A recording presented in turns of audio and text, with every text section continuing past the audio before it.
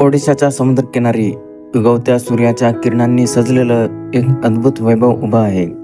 काळाच्या ओघात अनेक संस्कृती हरवून गेल्या, पण हा दगडी रथ अजूनही आपल्या शिल्पकलेतून इतिहास सांगतो। ओडिशाच्या कोणार्क नगरीत उभं असलेलं भव्य सूर्य मंदिर हे फक्त मंदिर नाही, तर शिल्पकलेचा, विज्ञानाचा आणि श्रद्धेचा संगम आहे। जगभरातील लोक ज्याला ब्लॅक पॅगोडा म्हणत आले, तेच आहे कोणार्क सूर्य मंदिर। 13व्या शतकात पूर्व गंगा राजवंशातील राजा नरसिंहदेव पहिला याने हे मंदिर बांधलं। सुमारे 1250च्या सुमारास उभारलेलं हे मंदिर सूर्यदेवाला समर्पित आहे। मंदिर बांधण्यासाठी सुमारे 12 वर्ष लागली आणि हजारो शिल्पकार, कारागिरांनी आपलं आयुष्य या स्थापत्य कलेला अर्पण केले। हे मंदिर एक भव्य रथाच्या रूपात बांधलं आहे। सूर्यदेवाचा रथ, ज्याला 24 भव्य चाके आणि 7 घोड्यांनी ओढलेला आहे। प्रत्येक चाकाचा व्यास जवळपास 10 फूट इतके आहे। या चाकावर ऋतूनुसार वेळ आणि घड्याळ दाखवणारी अचूक शिल्पकला केलेली आहे।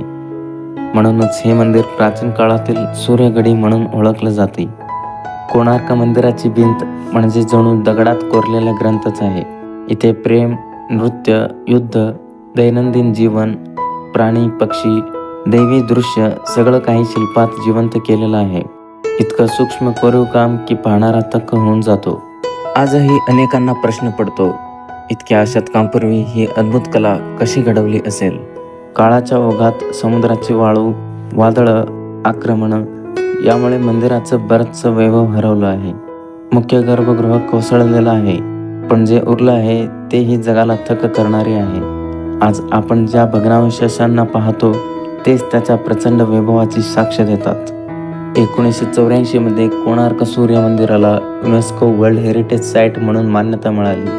आज जगभरातून लाखो पर्यटक येथे येतात आणि भारताच्या स्थापत्य कलेचा हा अनमोल वारसा पाहून नतमस्तक होतात। कोणार्क सूर्य मंदिर म्हणजे श्रद्धा, विज्ञान आणि कलेचं अनोखं संगम। सूर्यदेवाचा रथ जणू आजही या भूमीवर उभा आहे, आपल्याला आठवण करून देतो की भारताचं प्राचीन वैभव काळाच्या ओघातही अजिंक्य आहे।